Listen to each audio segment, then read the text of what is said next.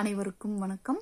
சென்ற காணொளியில் சிறுகதையின் தோற்றம் வளர்ச்சி குறித்து அதன் வரலாறு குறித்தும் மேலை நாடுகளில் சிறுகதை, தமிழகத்தில் சிறுகதை எனும் இலக்கியம் வளர்ச்சி அடைந்த விதம் குறித்து கண்டோம்.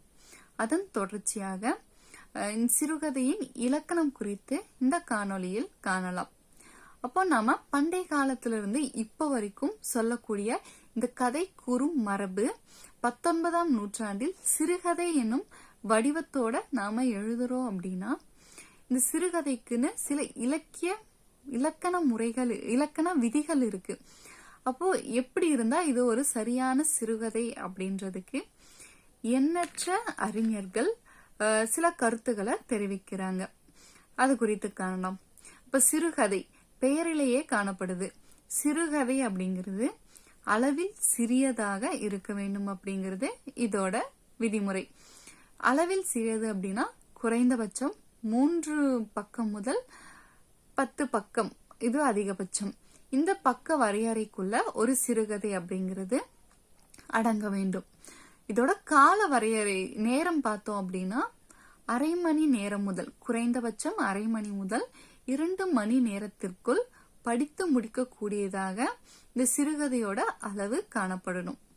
இந்த சிறுகதை அப்படிங்கிறது எண்ணற்ற வர்ணனைகள் இடம்பெறாம, எண்ணற்ற கதாபாத்திரங்கள் இடம்பெறாம, வர்ணனைகள் குறைவாகவும் 2-3 கதாபாத்திரங்கள் குறைவாகவும் இருக்க வேண்டும் அப்படிங்கிறது சிறுகதைக்கான வரையறை.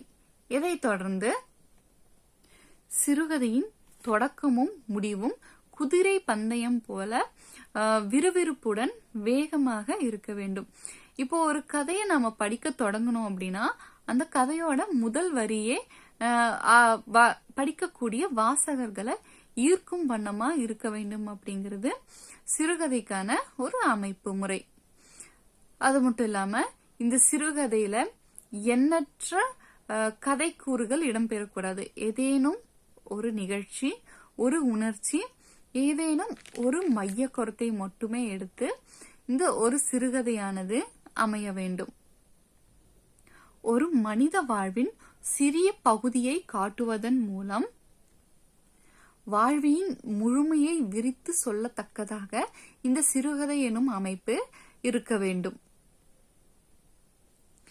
பயனற்ற சொற்கள் இடம்பெறாமல் ஒரு மனித வாழ்விற்கு தேவையான, ஒரு சமூகத்திற்கு தேவையான கருத்தை வெளிப்படுத்தும் விதமாக ஒரு சிறுகதை அமைய வேண்டும் என்பது சிறுகதையோட வரையறை.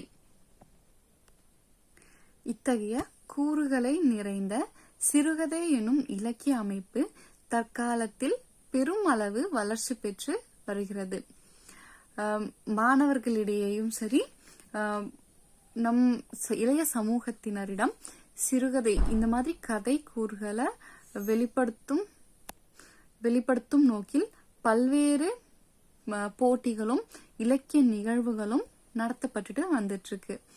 பல்வேறு இதழ்கள் சிறுகதைகளை ஊக்குவிக்கும் வண்ணமும் பல்வேறு செயல்பாடுகளை செஞ்சுட்டு வந்துட்டு இருக்காங்க.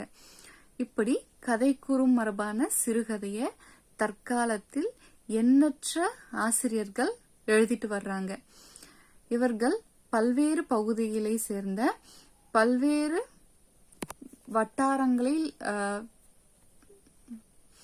வட்டாரங்களில் இருக்கக்கூடிய மக்கள் சமூகத்தை பற்றி வெளிப்படுத்தக்கூடியதாகவும் இருக்குது. எண்ணற்ற ஆண் ஆசிரியர்களும் சரி, அம்பை, சூடாமணி, யுமா வாசுகி போன்ற எண்ணற்ற பெண் படைப்பாளர்கள் சிறுகதையை அதிகமா எழுதிட்டு வந்துட்டு இருக்காங்க. கு. அழகிரிசாமி, சிசு செல்லப்பா, வள்ளிக்கண்ணன், வண்ணதாசன், பிரபஞ்சன், மேலாண்மை பொன்னுசாமி போன்ற எண்ணற்ற படைப்பாளர்கள் சிறுகதை இலக்கியத்திற்கு பல்வேறு தொண்டுகளை புரிந்து வந்துட்டு இருக்காங்க. அப்போ இந்த 19ஆம் நூற்றாண்டில் மிகப்பெரிய அளவில் வளர்ச்சி அடைந்த ஒரு இலக்கிய வகையாக சிறுகதை இலக்கியம் விளங்கி வருவதை நாம் இந்த காணொளியில் பார்க்க முடிந்தது.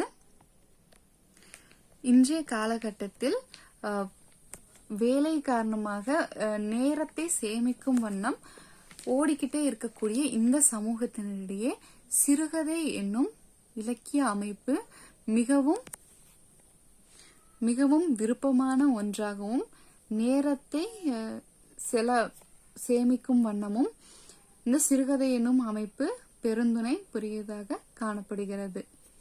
நன்றி.